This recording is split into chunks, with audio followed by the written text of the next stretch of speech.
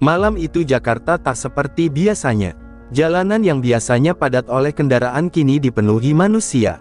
Dari arah Slipi, Senen, hingga Blok M, arus massa bergerak menuju Senayan. Mereka datang dengan wajah penuh tekad, membawa obor yang menyala, menebarkan cahaya jingga yang memantul di kaca gedung-gedung tinggi. Riuh suara langkah berpadu dengan teriakan yang bergema di sepanjang jalan. Di antara kerumunan, seorang ibu menggandeng anaknya yang masih kecil. Sang bocah terpesona melihat lautan api yang berkobar, seolah bintang jatuh ke bumi. "Ingat, nak," kata ibunya lirih, "malam ini bukan sekadar pawai, ini suara kita yang tak boleh padam." Ucapan itu tenggelam dalam sorak-sorai, namun meninggalkan makna yang dalam bagi generasi penerus. Rombongan mahasiswa membawa spanduk besar bertuliskan "Suara Rakyat lebih tinggi dari tembok DPR". Mereka berjalan serempak, langkahnya mantap, mata penuh amarah bercampur harapan. Di samping mereka, para buruh berteriak lantang, menyuarakan keluh kesah tentang harga hidup yang kian menghimpit. Malam itu, perbedaan profesi dan status lenyap, digantikan satu identitas, rakyat yang bersatu. Udara Jakarta yang panas terasa berbeda. Angin malam membawa semangat, meniupkan aroma asap obor yang bercampur dengan suara gendang, terompet, dan nyanyian perjuangan. Jalan-jalan besar berubah menjadi panggung raksasa, di mana ribuan orang menjadi aktor sejarah yang sedang menuliskan babak baru bangsa ini. Dari ketinggian jembatan penyeberangan, seorang jurnalis memotret pemandangan luar biasa itu. Lensa kameranya menangkap kilau obor yang seperti ombak api mengalir menuju Senayan. Ia sadar, ini bukan sekadar aksi massa, melainkan pergerakan yang akan tercatat di buku sejarah. Seorang pemuda di barisan depan mengibarkan bendera merah putih dengan gagah. "Kita tidak datang untuk merusak. Kita datang untuk menyalakan harapan." Suaranya pecah melalui pengeras suara. Rakyat yang mendengar tersentuh, lalu serentak mengangkat obor lebih tinggi, membuat cahaya semakin menyilaukan langit malam. Di sisi lain, polisi yang berjaga hanya bisa terdiam. Mereka melihat wajah-wajah rakyat dengan sorot mata yang tak lagi mengenal rasa takut. Beberapa aparat justru tertegun, seakan merasakan getaran yang sama di dalam dada mereka. Malam itu, garis pemisah antara penguasa dan rakyat mulai kabur. Lautan manusia terus mengalir tanpa henti. Setiap langkah menimbulkan dentuman yang menyerupai genderang perang. Gedung-gedung megah di sekitar Senayan seperti ikut berguncang, dinding kaca bergetar seolah menahan napas menyaksikan peristiwa besar yang sedang berlangsung. Seorang lelaki tua, rambutnya sudah memutih, berjalan terlatih dengan tongkat. Namun matanya berbinar, seakan puluhan tahun perjuangan yang pernah ia lalui kini menemukan wujudnya malam ini. "Akhirnya aku bisa melihat rakyat benar-benar bersatu," bisiknya sambil menatap langit yang dipenuhi cahaya oranye obor. Jakarta telah berubah menjadi lautan api yang hidup. Malam itu, ribuan langkah bukan hanya bergerak menuju Senayan, melainkan menuju takdir baru. Setiap obor yang berkobar adalah janji bahwa suara rakyat tak akan pernah padam, tak peduli seberapa tinggi tembok yang berusaha menghalangi. Di tengah gelombang manusia yang tak terbendung, muncul kabar yang membuat riuh Senayan semakin bergema. Wakil Presiden Gibran Rakabuming Raka turun langsung bersama rakyat. Tidak dengan iring-iringan mobil mewah atau pengawalan ketat, melainkan berjalan kaki di antara lautan obor yang menyala. Sosoknya sederhana, hanya mengenakan kemeja putih dengan lengan tergulung, wajahnya tegas menatap ke depan. Sorak-sorai membahana begitu orang-orang sadar siapa yang berdiri di antara mereka. "Wapres kita di sini," teriak seorang mahasiswa dengan mata berbinar. Seketika, gelombang manusia mengalihkan pandangan, memberi ruang di tengah kerumunan. Obor-obor pun terangkat lebih tinggi, seakan menyambut pemimpin muda yang memilih bersama rakyat, bukan di balik dinding kekuasaan. Gibran berdiri tegak di atas sebuah mobil pickup yang dijadikan panggung darurat. Suara gemuruh massa perlahan mereda, menunggu apa yang akan diucapkannya. Angin malam membawa asap obor yang mengepul, membuat suasana semakin dramatis. Ia menghela napas dalam, lalu mengangkat tangannya. "Saudara-saudara," suaranya lantang, "malam ini kita menulis sejarah dengan cahaya, bukan dengan kekerasan. Kita datang bukan untuk menghancurkan, tapi untuk mengingatkan bahwa rakyat adalah sumber kekuatan sejati bangsa ini." Teriakan merdeka bergema bersahut-sahutan, mengalir hingga ke jalan-jalan yang masih dipenuhi massa di kejauhan. Banyak yang menitikkan air mata, karena ucapan itu lahir di momen ketika rakyat merasa tak lagi didengar. Kehadiran Gibran menjadi bukti bahwa masih ada pemimpin yang berani menantang arus kekuasaan. Di sebuah sudut, seorang pedagang kaki lima yang ikut serta dalam aksi ini menundukkan kepalanya, terisak haru. Akhirnya ada yang benar-benar berdiri bersama kita, gumamnya. Obor di tangannya bergetar, bukan karena lelah, tetapi karena emosi yang tak bisa ia bendung. Sementara itu, dari arah belakang massa, barisan pemuda mulai menyanyikan lagu perjuangan. Suara itu lambat laun merambat ke seluruh penjuru, menggetarkan dada setiap orang yang hadir. Gibran menatap ke arah mereka dengan mata berkilat, seakan menyerap energi yang mengalir dari lautan manusia itu. Di balkon salah satu gedung tinggi sekitar Senayan, beberapa jurnalis asing menatap tak percaya. Mereka merekam peristiwa yang jarang terjadi di dunia, seorang wakil presiden berdiri sejajar dengan rakyat dalam demonstrasi. Ini, luar biasa, kata seorang reporter sambil terus menyalakan kameranya, menyadari bahwa malam itu Jakarta sedang menorehkan babak baru demokrasi. Di dalam gedung DPR yang dikepung ribuan massa, suasana semakin panas. Anggota dewan yang menonton dari balik jendela pucat pasi melihat obor-obor yang menyala dan mendengar suara rakyat yang menggelegar. Dia berdiri dengan mereka, apa yang akan terjadi pada kita? Salah satu dari mereka berbisik, sementara yang lain menahan napas, tak mampu membayangkan konsekuensi yang akan datang. Gibran kembali berbicara, kali ini lebih lembut, tapi menusuk hati. Saudara-saudaraku, jangan pernah takut. Ingatlah, tembok yang tinggi tidak akan mampu menghalangi suara rakyat yang bersatu. Malam ini, obor yang kalian bawa adalah simbol kebangkitan, simbol harapan, dan simbol keberanian.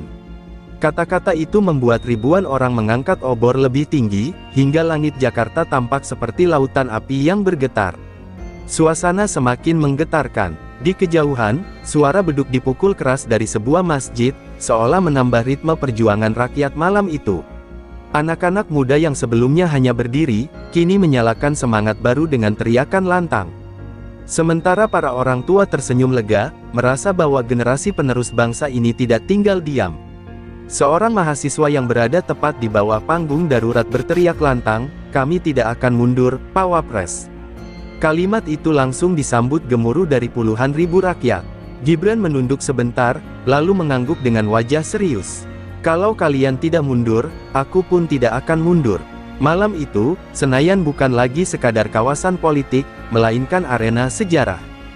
Gibran yang berdiri bersama rakyat menjadi simbol bahwa kekuasaan bisa merendahkan hati, dan rakyat yang bersatu mampu mengguncang tembok paling kokoh sekalipun.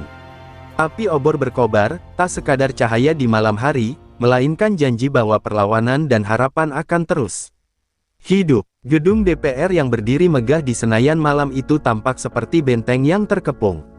Dari segala arah, ribuan rakyat menyalakan obor, menciptakan lautan cahaya yang memantul di dinding kaca. Suara teriakan, nyanyian perjuangan, dan dentuman langkah kaki mengguncang udara, membuat suasana menjadi tegang sekaligus sakral.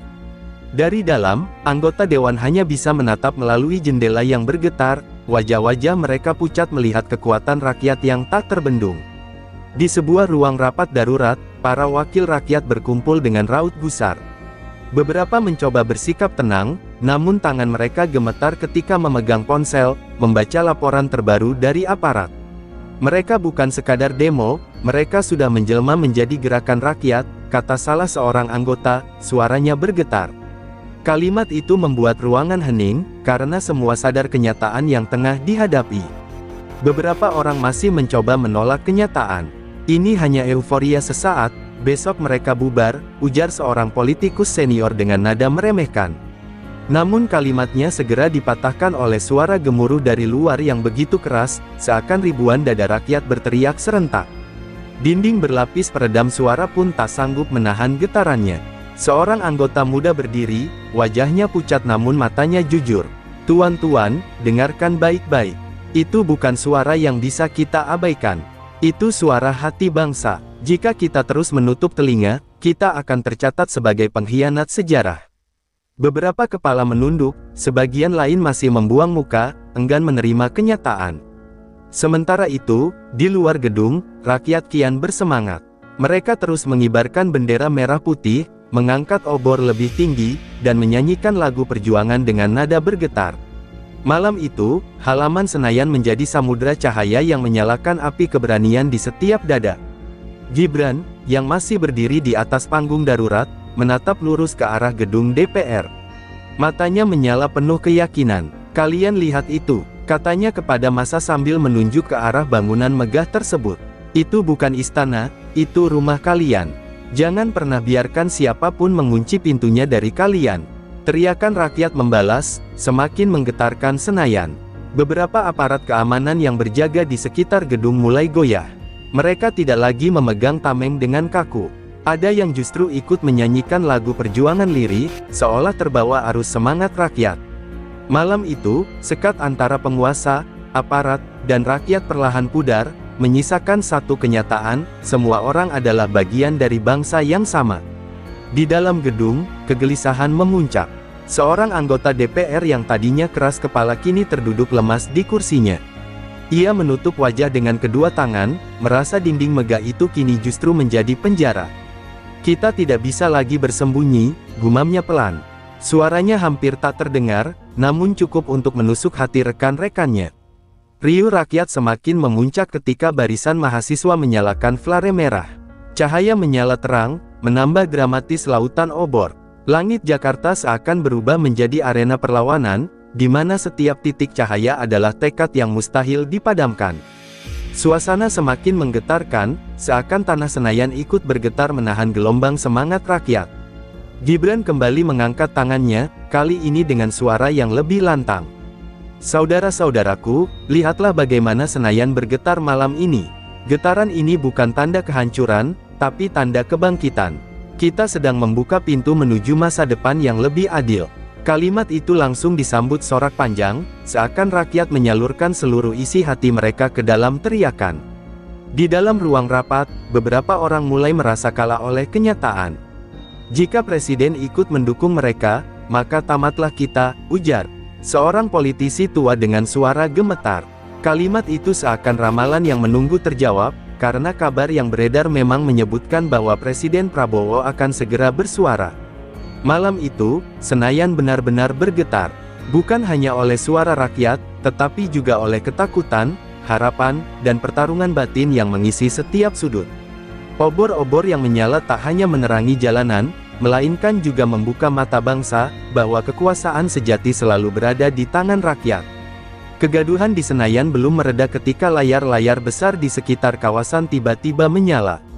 Stasiun televisi nasional menyiarkan siaran langsung dari Istana Negara. Seluruh rakyat yang memegang obor sontak menoleh, suara riuh sejenak teredam oleh rasa penasaran. Di layar itu tampak Presiden Prabowo Subianto duduk tegak, sorot matanya tajam, wajahnya penuh wibawa. "Saudara-saudara sebangsa dan setanah air," suara Prabowo terdengar mantap, menusuk ke setiap telinga. "Saya telah melihat sendiri apa yang terjadi malam ini. Rakyat Indonesia, kalian tidak sedang berbuat salah. Kalian sedang menjalankan hak paling suci, menyuarakan kebenaran." Kata-kata itu membuat lautan manusia bersorak, obor-obor bergoyang seperti lautan api yang menari di malam gelap. Gibran menatap layar dengan sorot penuh hormat. Senyum kecil tersungging di bibirnya, seolah lega bahwa langkahnya tak berdiri sendirian. Massa di sekelilingnya pun berteriak semakin lantang. "Hidup Presiden! Hidup rakyat!" Gema suara itu meluas, menggetarkan setiap jendela kaca gedung DPR. Di dalam gedung megah yang terkepung, suasana rapat darurat semakin kacau. Para anggota DPR yang sebelumnya mencoba meremehkan massa kini tak lagi mampu berkata banyak. Dia benar-benar mendukung mereka," gumam seorang anggota senior dengan wajah pucat pasi. Kalimat itu menggantung di udara, membuat banyak orang saling berpandangan tanpa kata. Prabowo melanjutkan pidatonya. "Ingatlah, kekuasaan bukan untuk menindas, melainkan untuk melayani. Dan malam ini, saya berdiri bersama rakyat. Saya tidak akan membiarkan suara kalian dipadamkan." Suaranya meninggi di akhir kalimat, seolah menjadi palu yang menghantam dinding ketakutan. Teriakan rakyat langsung memecah langit Jakarta. Beberapa orang menitikkan air mata, merasakan kelegaan yang selama ini mereka cari. Obor yang mereka bawa kini bukan sekadar simbol perlawanan, melainkan simbol bahwa pemimpin mereka benar-benar mengakui suara rakyat sebagai kekuatan tertinggi bangsa. Gibran mengangkat tangannya, menunjuk ke layar yang menampilkan wajah presiden. Kalian dengar itu? Inilah bukti bahwa rakyat tidak sendirian. Malam ini, negara berdiri bersama kalian. Pekikan massa semakin menggema, dan bendera merah putih dikibarkan lebih tinggi dari sebelumnya. Beberapa aparat keamanan yang berdiri di garis depan pun mulai menurunkan tameng mereka. Mereka saling bertatapan, lalu perlahan ikut mengangkat tangan, menyambut sorak rakyat. Tidak ada lagi rasa tegang antara aparat dan demonstran, yang ada hanyalah rasa persaudaraan, bahwa malam itu mereka sama-sama bagian dari gelombang besar demokrasi. Di ruang rapat DPR, beberapa politisi masih mencoba bertahan dengan argumentasi. Kita masih bisa mengendalikan narasi, kata seorang dengan nada putus asa. Namun rekan di sebelahnya menggeleng keras. Tidak, ini sudah melampaui narasi. Ini sejarah yang sedang ditulis di luar sana. Ucapannya membuat ruang itu kembali sunyi, hanya terdengar detak jam dinding yang lambat. Di luar, rakyat mulai meneriakkan nama Prabowo dan Gibran bersahut-sahutan.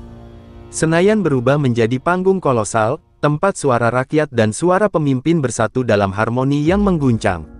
Malam itu, setiap obor yang berkobar seakan menjadi saksi lahirnya ikatan baru antara penguasa dan rakyatnya. Prabowo menutup pidatonya dengan tegas. Saya titip pesan pada seluruh rakyat, jangan padamkan obor kalian. Jagalah semangat ini, karena dari tangan kalianlah masa depan negeri ini lahir. Bersatu, kita tak terkalahkan. Kalimat terakhir itu disambut gemuruh pekikan, membuat Senayan bergetar lebih keras dari sebelumnya. Dan saat layar televisi kembali gelap, obor-obor di tangan rakyat justru menyala semakin terang. Malam itu, tidak ada lagi rasa takut. Yang ada hanyalah keyakinan, bahwa bangsa ini sedang membuka pintu menuju era baru, di mana suara rakyat benar-benar menjadi pondasi negara. Malam semakin larut, namun semangat rakyat justru kian membara. Obor-obor yang berkobar di tangan ribuan orang menyalakan langit Jakarta dengan cahaya jingga keemasan. Setelah pidato Presiden Prabowo yang menggema melalui layar besar, lautan manusia itu seakan menemukan tenaga baru. Mereka tidak hanya berdiri, tetapi mulai menyanyikan lagu perjuangan, suara yang lahir dari dada dan hati yang bersatu. Nada pertama terdengar dari barisan mahasiswa di depan panggung darurat. Suara lantang mereka segera disambut oleh para buruh, pedagang, hingga orang tua yang hadir. Nyanyian itu bukan sekadar melodi, melainkan seruan yang mengalir dari generasi ke generasi. Jalanan Senayan berubah menjadi panggung raksasa, dan rakyat adalah paduan suara yang menggetarkan bumi. Gibran berdiri terdiam beberapa saat, menatap lautan obor yang bergoyang mengikuti irama lagu. Ia tampak hanyut, bibirnya ikut bergetar, menyanyikan bait demi bait bersama rakyat. Dalam sorot matanya, jelas terlihat kesadaran bahwa ia sedang menyaksikan lahirnya momen yang akan selalu diingat bangsa. Di tengah kerumunan, seorang kakek dengan suara serak ikut melantunkan nyanyian itu. Tangannya gemetar mengangkat obor, matanya basah mengenang masa-masa perjuangan dulu. Aku pikir aku tak akan pernah mendengar suara seperti ini lagi, bisiknya pada cucunya yang berdiri di sampingnya. Sang cucu menatap kagum, menyadari bahwa mereka sedang menjadi bagian dari sejarah yang hidup. Nyanyian rakyat itu semakin lama semakin lantang. Asap obor yang naik ke udara seperti doa yang terbang ke langit malam. Bagi setiap orang yang hadir, lagu itu bukan sekadar lirik, melainkan sumpah untuk menjaga demokrasi yang sedang mereka bangun bersama. Di balkon gedung-gedung tinggi sekitar Senayan, warga yang tidak sempat turun ikut membuka jendela. Ada yang menyalakan lilin kecil, seakan menyambung cahaya obor di bawah. Jakarta malam itu tak lagi terbagi oleh tembok atau jarak, semuanya bersatu dalam satu suara. Aparat keamanan yang berdiri di barisan depan mulai menurunkan wajah keras mereka. Beberapa di antara mereka bahkan ikut bersenandung, pelan namun tulus. Tidak ada lagi garis pemisah, hanya ada perasaan bahwa mereka pun bagian dari rakyat yang sama, bernyanyi untuk tanah air yang sama. Di dalam gedung DPR, suara nyanyian itu terdengar samar tapi menusuk. Beberapa anggota dewan terdiam, tak mampu mengabaikan harmoni rakyat yang masuk menembus dinding beton. Dengar, itu bukan teriakan kemarahan. Itu suara cinta pada negeri ini, ujar seorang anggota muda dengan nada lirih. Namun bagi mereka yang menutup hati, suara itu justru membuat dada semakin sesak. Nyanyian semakin melambat, berubah menjadi alunan syahdu. Obor-obor bergoyang lembut, seperti bintang yang menari di bumi. Beberapa orang menutup mata, merasakan keheningan yang indah setelah riuh teriakan. Dalam kesunyian itu, setiap orang merasakan satu hal yang sama, harapan. Gibran akhirnya angkat bicara, suaranya hampir larut dalam alunan nyanyian. Inilah kekuatan sejati bangsa kita. Selama suara ini ada, tidak ada yang bisa memadamkan harapan rakyat. Ucapannya membuat lagu itu semakin bersemangat, seolah obor yang tadinya hanya menyala kini meledak menjadi api yang membakar semesta. Di langit Jakarta, awan tipis bergeser, memperlihatkan bulan yang bersinar terang. Sinarnya berpadu dengan cahaya obor, menciptakan pemandangan yang begitu megah. Seolah alam pun ikut menyaksikan sumpah rakyat malam itu. Malam itu, nyanyian obor bukan sekadar lagu. Ia menjelma menjadi janji bersama, janji yang lahir dari darah, air mata, dan cinta pada tanah air. Suara rakyat menyatu dengan cahaya, menciptakan kekuatan yang tak bisa dipatahkan oleh siapapun. Jakarta tidak lagi hanya kota, melainkan panggung kelahiran babak baru demokrasi. Di dalam gedung DPR, suasana berubah menjadi kian mencekam. Nyanyian rakyat yang bergema di luar menembus dinding beton, menggetarkan kursi-kursi rapat yang biasanya dipenuhi suara debat. Kini, bukan lagi perbedaan pendapat yang terdengar, melainkan ketakutan yang tak bisa ditutupi. Setiap nada lagu di luar sana terasa seperti palu yang menghantam hati nurani mereka. Seorang politikus senior berdiri sambil menggenggam meja rapat, wajahnya tegang. Kita tidak bisa membiarkan mereka terus menekan seperti ini, ujarnya dengan suara bergetar. Namun, kalimat itu justru membuat beberapa anggota lain menoleh dengan tatapan muak. Mereka tahu, kalimat itu lahir bukan dari kepedulian pada rakyat, melainkan ketakutan akan hilangnya kursi empuk yang selama ini mereka duduki. Di sudut ruangan, seorang anggota muda mencoba berbicara. Mengapa kita tidak turun? Mengapa kita tidak menemui mereka? Bukankah mereka juga rakyat yang kita wakili? Pertanyaan itu membuat hening sesaat. Namun, seorang yang lebih tua segera membantah dengan nada kasar, kalau kita keluar, itu berarti kita kalah. Perdebatan berlangsung sengit, namun tak seorang pun mampu menutupi kenyataan bahwa gedung megah itu kini tak lagi menjadi simbol kekuasaan. Obor-obor di luar membuat bayangan besar di dinding kaca, seakan gedung DPR sedang dikepung cahaya. Getaran dari teriakan rakyat membuat lampu gantung di ruang rapat bergoyang perlahan. Di luar, rakyat semakin membahana. Mereka melanjutkan nyanyian dengan semangat yang tak mereda. Beberapa mahasiswa memukul drum darurat, menciptakan dentuman ritmis yang bergema hingga ke dalam ruang rapat. Suara itu terdengar seperti genderang perang, membuat wajah-wajah di balik jendela semakin pucat. Sementara itu, Gibran menatap gedung DPR dengan mata penuh api. Ia tahu, di balik tembok itu ada orang-orang yang masih menutup telinga. Mereka akan mendengar, cepat atau lambat, gumamnya pelan. Di sekelilingnya, rakyat semakin kompak, mengangkat obor lebih tinggi, seakan ingin menerangi ruangan gelap di dalam gedung. Beberapa aparat yang menjaga pagar DPR mulai kehilangan ketegasan. Ada yang menoleh ke arah rakyat dengan tatapan ragu, seolah ingin bergabung. Mereka tidak lagi melihat massa sebagai ancaman, melainkan sebagai saudara yang memperjuangkan hak. Pagar besi yang berdiri tegak pun kini tampak tak berguna di hadapan lautan manusia. Kembali ke ruang rapat, kegelisahan mencapai puncak. Seorang anggota yang biasanya lantang kini terduduk lemas, wajahnya tertutup kedua tangan. Kita sudah kehilangan kendali, ini bukan lagi politik, ini revolusi damai, katanya dengan suara serak. Kalimat itu membuat banyak orang di ruangan saling berpandangan, takut namun tak bisa mengingkari kebenaran.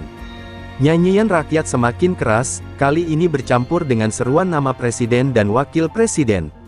Suara itu mengalir deras, menembus kaca jendela yang bergetar hebat. Gedung yang selama ini dianggap kokoh kini tampak rapuh di hadapan energi rakyat yang bersatu. Seorang politisi yang keras kepala mencoba bertahan dengan suara lantang. Mereka bisa berteriak sekeras apapun, tapi kita tetap penguasa sah. Namun bahkan saat ia berbicara, suaranya tenggelam oleh pekikan massa di luar. Rakyat telah menguasai panggung, dan kata-kata dari dalam gedung hanya terdengar seperti bisikan lemah. Gibran lalu berdiri di atas panggung darurat, mengangkat tangannya. Lihatlah, saudara-saudaraku, gedung itu bukanlah benteng yang tak tergoyahkan. Malam ini, kalian yang membuatnya bergetar. Dan ingatlah, suara kalian lebih kuat dari dinding setebal apapun. Sorak rakyat kembali pecah, obor semakin tinggi diangkat, dan nyanyian kembali menggema. Senayan malam itu benar-benar berguncang.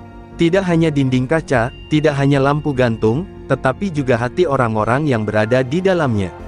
Malam itu membuktikan, bahwa kekuatan rakyat tidak bisa ditahan oleh kursi, tembok, atau jabatan. Obor-obor yang menyala telah menjadi cahaya yang membutakan mereka yang menolak melihat kebenaran. Baik, mari kita lanjutkan cerita ini dengan pengembangan bab berikutnya, tetap nyambung dengan alur sebelumnya dan ditulis sepanjang 12 paragraf. Tanda hubung tanda hubung tanda hubung. Malam itu suasana Jakarta semakin terasa menekan. Lampu-lampu jalan yang biasanya menjadi penuntun bagi kendaraan kini terlihat redup, seakan meredam denyut kehidupan kota. Sahroni yang baru saja tiba di rumah singgahnya di kawasan Menteng duduk termenung di kursi kayu tua yang menghadap jendela. Wajahnya tampak tegang, memikirkan apa yang baru saja ia alami di balai kota. Pertemuan dengan pejabat yang tak diduga membuatnya sadar bahwa langkahnya sudah mulai menarik perhatian orang-orang berpengaruh. Telepon genggam di meja bergetar, menampilkan nama yang sudah lama tidak muncul. Itu adalah Fajar, sahabat lama yang kini bekerja di salah satu instansi intelijen. Dengan suara rendah, Fajar memperingatkan agar Sahroni berhati-hati. Ada yang memantau pergerakanmu, ucapnya lirih, seakan takut jika percakapan itu disadap. Sahroni terdiam, jantungnya berdetak lebih cepat. Ia tahu, pesan itu bukan sekadar peringatan biasa. Tak lama setelah itu, suara langkah kaki terdengar dari luar rumah. Sahroni menahan napas, matanya mengarah ke pintu. Ada bayangan bergerak pelan, seperti sengaja mengintai. Ia segera meraih pisau kecil yang selalu ia simpan di laci meja. Ketika pintu diketuk perlahan, ia mendekat dengan langkah waspada. Namun ternyata hanya seorang kurir yang mengantar sebuah paket tanpa identitas pengirim. Paket itu dibungkus rapi dengan kertas coklat dan diikat tali hitam. Dengan hati-hati, Sahroni membukanya. Di dalamnya terdapat map berwarna merah berisi dokumen-dokumen penting. Begitu matanya menelusuri isi berkas tersebut, keningnya langsung berkerut. Ada data rahasia mengenai transaksi gelap yang melibatkan beberapa tokoh besar negeri ini, bahkan nama yang tidak pernah ia sangka tertulis jelas di dalamnya. Rasa penasaran bercampur dengan rasa takut menyelimuti dirinya. Ia mencoba menghubungi Fajar lagi, namun nomor itu sudah tidak aktif. Apa ini jebakan? Gumamnya. Sahroni tahu betul, menyimpan berkas itu sama saja menantang bahaya. Tetapi membuangnya juga berarti ia kehilangan kunci untuk membuka misteri yang mulai membelit langkahnya. Sambil menutup map, Sahroni memutuskan untuk menyembunyikan dokumen tersebut di balik dinding rahasia di rumah singgahnya. Ia yakin, cepat atau lambat akan ada pihak yang mencari berkas itu. Yang membuatnya semakin resah adalah pertanyaan, siapa sebenarnya pengirim paket ini? Keesokan harinya, Sahroni berusaha menjalani rutinitas seperti biasa. Ia pergi ke pasar tradisional untuk menutupi aktivitasnya, menyapa pedagang dan membeli beberapa kebutuhan. Namun, tatapan seseorang dari kejauhan membuatnya tidak nyaman. Seorang pria berbadan tegap dengan kemeja hitam tampak terus mengikutinya. Dengan langkah tenang namun penuh perhitungan, Sahroni masuk ke gang sempit di belakang pasar. Ia ingin memastikan apakah pria itu benar-benar mengikutinya. Dan benar saja, suara langkah berat terdengar tak jauh di belakang. Sahroni mempercepat langkahnya, lalu tiba-tiba berhenti di sebuah tikungan. Saat pria itu muncul, ia langsung menodongkannya dengan pisau kecil yang sudah siap di genggaman. "Apa maumu?" tanya Sahroni dengan tatapan tajam. Namun pria itu hanya terdiam, seolah tak gentar. Sesaat kemudian, ia mengeluarkan sebuah kartu identitas yang menunjukkan bahwa dirinya adalah aparat dari sebuah lembaga keamanan negara. "Kami tahu apa yang kau simpan," ucapnya singkat. Sahroni terdiam, mencoba menilai apakah pria itu sedang berkata jujur atau hanya sekadar mengintimidasi. Dalam hatinya, ia merasa permainan ini semakin berbahaya. Jika aparat resmi sudah mencium keberadaannya, maka ia tak bisa lagi bergerak sembarangan. Namun satu hal yang pasti, dokumen merah itu telah mengubah arah hidupnya. Ketegangan di gang itu semakin memuncak. Sahroni sadar bahwa satu langkah salah bisa mengakhiri segalanya. Ia harus cepat memutuskan apakah akan percaya pada pria tersebut, atau melanjutkan perlawanan dengan risiko yang lebih besar. Dalam diam, ia merasakan bahwa babak baru dalam hidupnya sudah dimulai, sebuah babak yang penuh intrik dan bahaya.